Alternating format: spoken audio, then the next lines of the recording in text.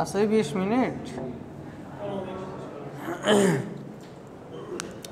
আচ্ছা, thermal properties of polymer, এই লাইনটা দ্বারা কি বুঝতেছো? এটা লাস্ট ক্লাসে বলছিলাম কিছু। আচ্ছা, তাপীয় বৈশিষ্ট্য কিসের? সবাই কথা বলবা। কিসের? পলিমারের তাপীয় বৈশিষ্ট্য। পলিমারিক ম্যাটেরিয়াল কোনগুলা? সবগুলাই বলো। এটা কোন টাইপের পলিমার? হ্যাঁ, এটা কোন টাইপের পলিমার?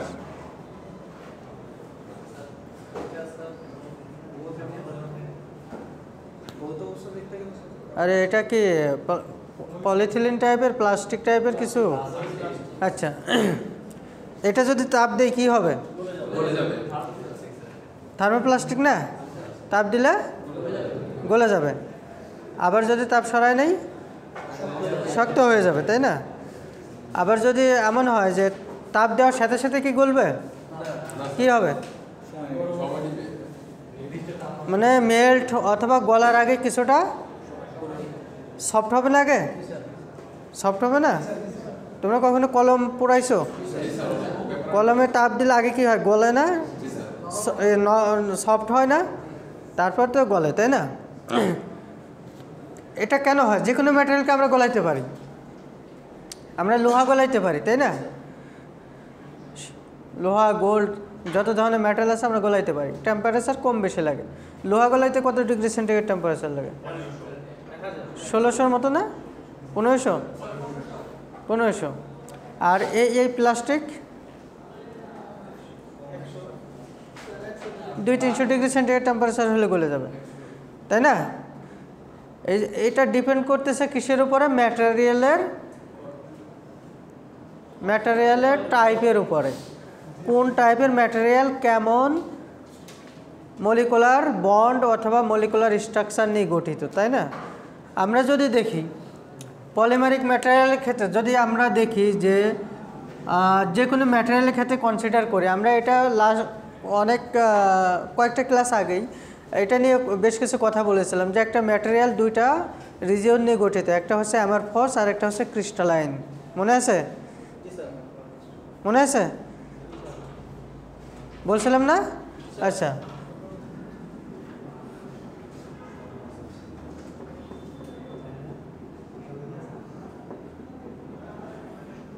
এই জিনিসটা একটু বোঝার চেষ্টা করো। এই ফাঁকা স্পেসটা কি? অ্যামরফস। আর এটা কি? সবাই কথা বলো। ক্রিস্টালাইন। এটা দ্বারা বোঝাচ্ছে এখানে অ্যাটমগুলো খুব ক্লোজলি আছে এবং শক্ত বন্ধনের মাধ্যমে আছে, ঠিক আছে? ফাঁকা স্পেস আছে। কোনো একটা ম্যাটেরিয়ালে যদি এই কার্বন কার্বন ডাবল বন্ড থাকে, কোভ্যালেন্ট বন্ড থাকে, স্ট্রং কেমিক্যাল বন্ড থাকে, তাহলে ওই ম্যাটেরিয়ালের স্ট্রেংথ কম হবে না বেশি হবে? বেশি হবে না? আর কোনো একটা ম্যাটেরিয়ালে যদি এরকম ক্লোজ না থাকে, একটা মলিকুল থেকে আরেকটা মলিকুল যে অ্যাটাচমেন্টটা, যে বন্ডটা দূরে দূরে থাকে এবং উইক বন্ড হয়, তাহলে এই জায়গাটা কি হবে? উইক হবে না স্ট্রং হবে? উইক হবে না? এই যে ফ্রি স্পেসটা দেখতেছো, এই জায়গাগুলোতে আসলে উইক বন্ড দ্বারা অ্যাটম অথবা মলিকুলগুলো অ্যাটাচড আছে। পাশাপাশি হচ্ছে ডিস্টেন্স বেশি আছে, ফ্রি স্পেস আছে। কোনো একটা ম্যাটেরিয়ালকে যদি আমরা এইভাবে মরফোলজিক্যাল অ্যানালাইসিস করে দেখি, তাহলে দেখতে পারবো যে ক্রিস্টালাইন অ্যামরফস রিজন এরকম থাকে।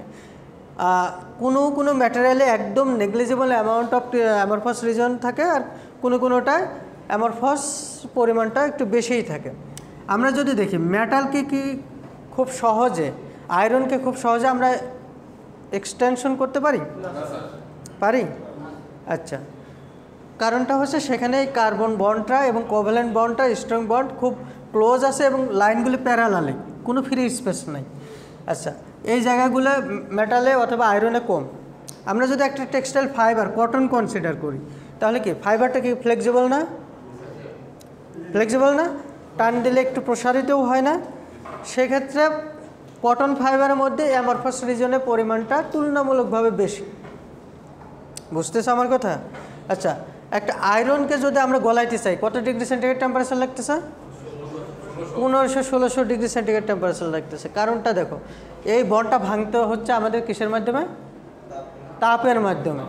একটা ফাইবারকে অথবা একটা এই যে প্লাস্টিক, এটাকে গলাইতে গেলে এই গলানো মানে কি, এই যে একটা মলিকুলের সাথে কানেকশন হয়েছে, বন্ড গঠন করছে, এই বন্ডটা ভেঙে ফেলা। বন্ডটা যখন আমরা ভেঙে ফেলি, নর্মালি যখন আমরা একটা ম্যাটেরিয়ালকে তাপ দেই, প্রথমে এটা সলিড স্টেটে আছে, তাপ দিচ্ছ, দেওয়ার পরে দেন এটা কি হবে? লিকুইড না, সফট অথবা রাবারি স্টেজে আসছে, রাবারের মতো সফট হবে, তাপ দিচ্ছ। এরপরে যখন তুমি তাপ কন্টিনিউ করতেছো তখন এটা কী হচ্ছে? মেল্ট হচ্ছে। মেল্ট হওয়ার পর যদি আরও তাপ কন্টিনিউ করে তাহলে এটা গ্যাস হয়ে যাচ্ছে, তাই না? বিষয়টা দেখো, স্টেট কয়টা হয়ে যাচ্ছে? 4টা। এখন এই প্রত্যেকটা কাজই হচ্ছে তাপের মাধ্যমে, হিট এনার্জির মাধ্যমে। এবং হিট এনার্জি কি করতেছে, এই যে একটা অ্যাটম থেকে সাথে আরেকটা অ্যাটম যে ক্লোজলি আছে, এই দুইটার অ্যাটমের মাঝখানে বন্ডটাকে অথবা মলিকুলের বন্ডটাকে ভেঙে দিচ্ছে মাঝখানে। যখন এগুলো ভেঙে দিচ্ছে তখন কি হচ্ছে? একটা আরেকটা থেকে দূরে সরে যাচ্ছে, ফ্রিলি মুভ করতে পারতেছে। নর্মালি আমরা কি দেখি যে লিকুইড, তরল, এটা কি হয়? এটা হচ্ছে ফ্লো হতে পারে, তাই না? প্রবাহিত হতে পারে। যখন এই অ্যাটমগুলো মলিকুলগুলো মুক্ত হয়ে যাবে, ফ্রিলি মুভ করতে পারবে, একটার সাথে আরেকটা কানেকশন হবে না, তখন ওই স্টেটটাকে আমরা লিকুইড স্টেট বলি। একটা আরেকটার উপর দিয়ে ফ্লো করতে পারে, পাস করতে পারে। এই কন্ডিশনটা হচ্ছে তোমার থার্মাল অ্যাপ্লিকেশনের কারণেই হচ্ছে। এখন যে জিনিসটা আসলে এখানে বোঝার বিষয় আছে যে কোন ম্যাটেরিয়ালটা আসলে কেমন টেম্পারেচারে সফট হচ্ছে, কেমন টেম্পারেচারে সেটা মেল্ট হচ্ছে, কেমন টেম্পারেচারে সেটা গ্যাসিয়াস স্টেজে আসতেছে। এইটাই হচ্ছে তোমার thermal properties of materials or polymer. এটা কি প্রত্যেকটা ম্যাটেরিয়ালের ক্ষেত্রে সেম টেম্পারেচার লাগবে? পলিথিলিনের ক্ষেত্রে যেটা লাগবে, তোমার পলিভিনাইল ক্লোরাইড পিভিসি যে পাইপগুলো আছে, সেম লাগবে? লাগবে না। তাহলে ডিপেন্ড করতেছে কোন টাইপের ম্যাটেরিয়ালকে আমরা তাপ দিব এবং তাপের ক্ষেত্রে কী ধরনের প্রপার্টিস শো করে। এটার ক্ষেত্রে বেশ কিছু টার্ম আছে, একটু দেখে নিই আমরা।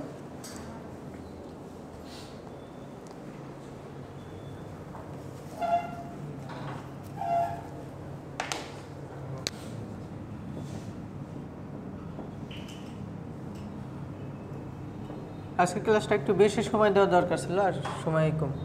সফেনিং পয়েন্ট, প্রত্যেকটা পলিমারিক ম্যাটেরিয়ালের সফেনিং পয়েন্টটা জানা খুবই জরুরি। তোমরা ইন্ডাস্ট্রিতে জব করো কেউ ডাইংয়ে? একজন মাত্র? তুমি ল্যাবে? আচ্ছা, পলিস্টার ফাইবার ডাইং কখনো করছো? কত টেম্পারেচারে করো? 140। Polyester fibre dyeing, polyester is one kind of synthetic non ionic types dyes, তাই না? আচ্ছা, হাইড্রোফোবিক নেচারের ডাইস ফাইবার। এখন পলিস্টার ফাইবারের এই অ্যামরফসের পরিমাণটা খুবই কম। আর তোমরা জানো কটনের ময়েশ্চার রিগেন কত, যারা ডিপ্লোমা করছো? Standard moisture regain 8.5%। তার মানে 100 কেজি তোলার যদি অ্যাম্বিয়েন্ট কন্ডিশনে রেখে দেয় তাহলে 8.5 কেজি পর্যন্ত পানি ধারণ করতে পারে, তাই না? তার মানে কি পানি ধারণ কোথায় করে? এই যে ফাঁকা জায়গাগুলোতে করে না? ফ্রি স্পেস অ্যামরফস রিজন জায়গাগুলোতে আছে। এই জায়গায় কোনো ওয়াটার মলিকুল ঢুকতে পারে? এখানে কোনো ফাঁকা জায়গা নেই। তাহলে আমরা যদি দেখি পলিস্টারের ক্ষেত্রে, পলিস্টার ময়েশ্চার রিগেন পার্সেন্টেজ হচ্ছে 0.4%, খুবই কম। এই জন্য এটাকে আমরা হাইড্রোফোবিক নেচার বলি এবং এর স্ট্রেংথ কটনের থেকে অথবা আদার সেলুলোজিক ফাইবার থেকে অনেক বেশি। পলিস্টার শক্ত না? আচ্ছা, এখন এসে যেটা বলতেছিলাম, 100 কত ডিগ্রি টেম্পারেচার লাগে পলিস্টারের জন্য? 40, 130 থেকে 140 ডিগ্রি। মোস্ট প্র্যাকটিক্যাল যে টেম্পারেচারটা হচ্ছে 135 ডিগ্রি সেন্টিগ্রেড টেম্পারেচার।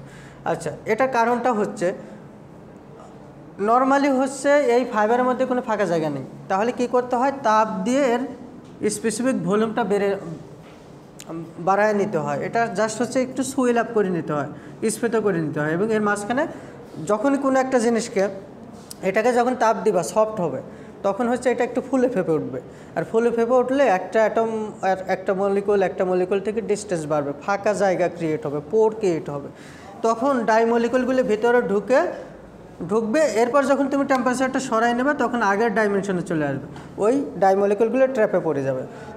নর্মালি এই মেকানিজমে পলিস্টার অথবা সিনথেটিক ফাইবার ডাইং করা হয়ে থাকে। কিন্তু বিষয়টা দেখো, তুমি যদি এখানে 90 ডিগ্রি সেন্টিগ্রেড টেম্পারেচার দিতে কোনো চেঞ্জ হতো? 80 ডিগ্রি সেন্টিগ্রেড টেম্পারেচার চেঞ্জ হতো? 100 দিলে হতো? হচ্ছে না। কারণ হচ্ছে তোমার ওই ফাইবারের ওই পলিমারিক ম্যাটেরিয়ালের সফেনিং পয়েন্টটা তোমাকে জানতে হবে, যে কত টেম্পারেচারে ওই ফাইবার, ওই ম্যাটেরিয়াল, ওই পলিমার সফট হচ্ছে। এটাই হচ্ছে ইম্পর্ট্যান্ট একটা বিষয়। সফেনিং পয়েন্টের এটা হচ্ছে the temperature A polymeric sample become soft, this point or this temperature point is called softening point. এটাকে কয়েকটা ভাগে আমরা কয়েকটা মেথডে আমরা টেস্ট করতে পারি। তার মধ্যে একটা হচ্ছে ভাইকাট টেস্ট। এটা হচ্ছে কোনো একটা পলিমারিক স্যাম্পলকে, এটা একটা পলিমার স্যাম্পল, এটাকে আমরা হিট দিচ্ছি, এটার উপরে যদি একটা ফ্ল্যাটেন্ড ফ্ল্যাটেন্ড মানে চ্যাপ্টা, অথবা মাথাটা হচ্ছে তোমার সরু না, শার্প না, এই জাতীয় একটা পিন রাখা হয় এবং 1 কেজি লোড দেওয়া হয় এর উপরে। তুমি কন্টিনিউয়াসলি তাপ দিচ্ছ, 1 কেজি লোড দিচ্ছ এই ফ্ল্যাটেন্ড পিনের উপর। এটা যদি 1 মিলিমিটার পর্যন্ত ভিতরে ঢুকে যায়, যে টেম্পারেচারে, সাপোজ এখানে তুমি কন্টিনিউয়াস টেম্পারেচার দিচ্ছ 70, 71, 72 এরকম দেওয়ার পরে দেখা যাচ্ছে যে 80-তে আসার সাথে সাথে এই প্রেশারে এই স্যাম্পলের মধ্যে জাস্ট 1 মিলিমিটার পর্যন্ত এই পিনটা পেনিট্রেট হয়ে গেল। তাহলে কত ডিগ্রিতে হলো? এইটাই হচ্ছে তোমার softening point of this polymeric sample. কথা কি বুঝছো? তাহলে লোড লাগবে কত? 1 কেজি। একটা পিন লাগবে আর একটা পলিমারিক স্যাম্পল লাগবে, এবং এটাকে তাপ দিতে থাকবে এবং এর উপরে 1 কেজি লোড যাইতে থাকবে। যখনই এটা 1 মিলিমিটার পর্যন্ত, মানে এটা তুমি তাপ দিচ্ছ, এখানে একটা পিন ধরে রাখছো 1 কেজি লোড দিয়ে, মানে এই অবস্থায় কি তোমার হবে? ঢুকবে। কিন্তু আস্তে আস্তে এটা যখন সফট হতে থাকবে, ভেতরে বন্ডগুলো ভাঙতে থাকবে, তখন যখনই 1 মিলিমিটার ঢুকবে ওই টেম্পারেচারটা তোমাকে ডিটারমাইন করতে হবে। এটাই হচ্ছে তোমার ভাইকাট টেস্ট। আমি খুব দ্রুত যাচ্ছি। আরেকটা হচ্ছে তোমার ডিফ্লেকশন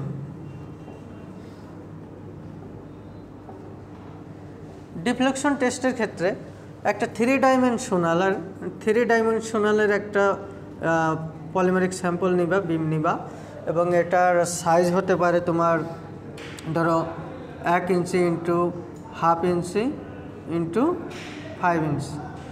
মানে তুমি এটা যদি বলো হাইট, এটা হচ্ছে উইথ, এটা হচ্ছে লেন্থ, এরকম ডাইমেনশনের একটা পলিমারিক স্যাম্পল নিতে হবে। সবাইকে বুঝতেছো? পিছনে এগুলো থাকবে পরীক্ষা। এমন একটা 3 ডাইমেনশনাল পলিমার স্যাম্পল নিবা যার লেন্থ 5 ইঞ্চি, হাইট হচ্ছে 1 ইঞ্চি, আর সরি এটা উল্টো হচ্ছে, তুমি এটা উইথ এবং হাইট নেওয়ার পরে এর উপরে প্রেশার দিবা, লোড দিবা হচ্ছে 66 PSI। PSI মানে কি?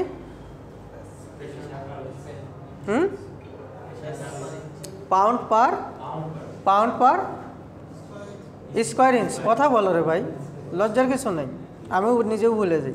পাউন্ড পার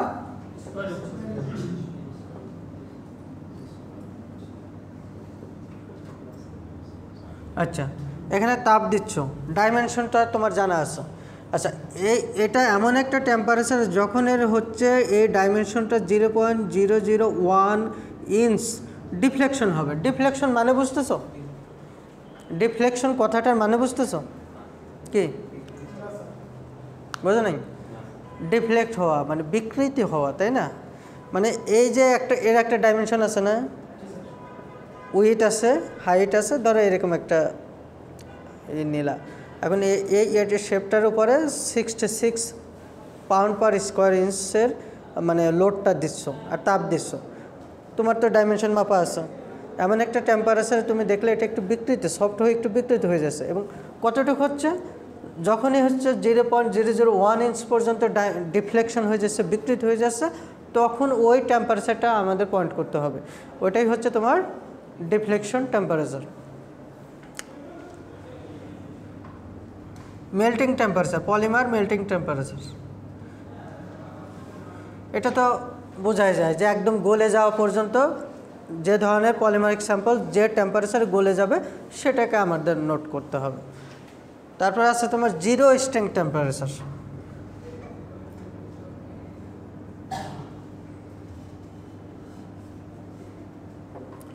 জিরো স্ট্রেংথ টেম্পারেচার মানে কি?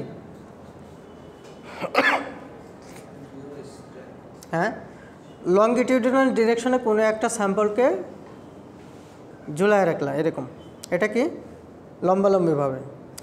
এখন এখানে যদি তাপ দিতে থাকো, যখন এটা কি হবে, আস্তে আস্তে এটা সফট হবে, দেন গলে গলে পড়তে থাকবে না, নিজের ওজনেই যখন এটা ভেঙে যাবে, ব্রেক করবে, ছিঁড়ে যাবে, ওই টেম্পারেচারটাকে আমরা বলতেছি zero strength temperature.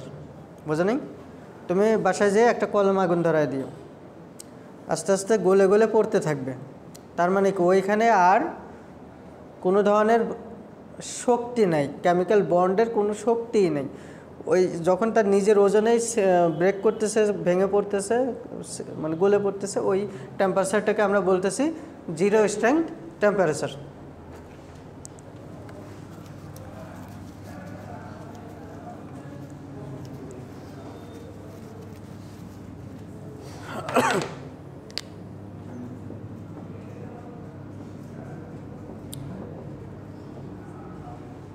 Transition temperature, ট্রানজিশনের বাংলা কি? রূপান্তর, তাই না? এক স্টেজ থেকে অন্য স্টেজে রূপান্তরিত হওয়া। এটার হচ্ছে ইম্পর্টেন্ট একটা টার্ম আছে গ্লাস ট্রানজিশন টেম্পারেচার। নাম শুনছো? ফিজিক্সে পড়ো নাই? টিজি গ্লাস ট্রানজিশন টেম্পারেচার পড়ছো কখনো? কমন, এটা থাকবেই। এখানে পলিস্টার ফাইবারের একটা এক্সাম্পল দিয়েছিলাম, মনে আছে?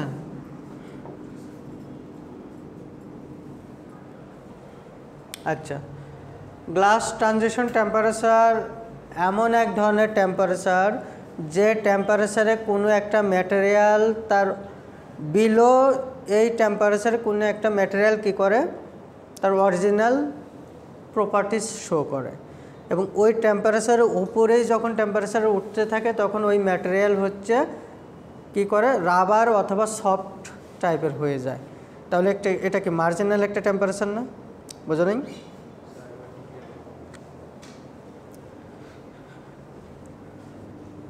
এটা কি একটা পলিমার স্যাম্পল। এই স্যাম্পলটাকে যদি আমি 80 ডিগ্রি সেন্টিগ্রেড টেম্পারেচার দেই, সবাই একটু দেখো, এটা যদি বুঝো, বুঝলে তুমি ওখানে যে লেখাটা আছে তোমার নোটে সেটা বুঝতে পারবা।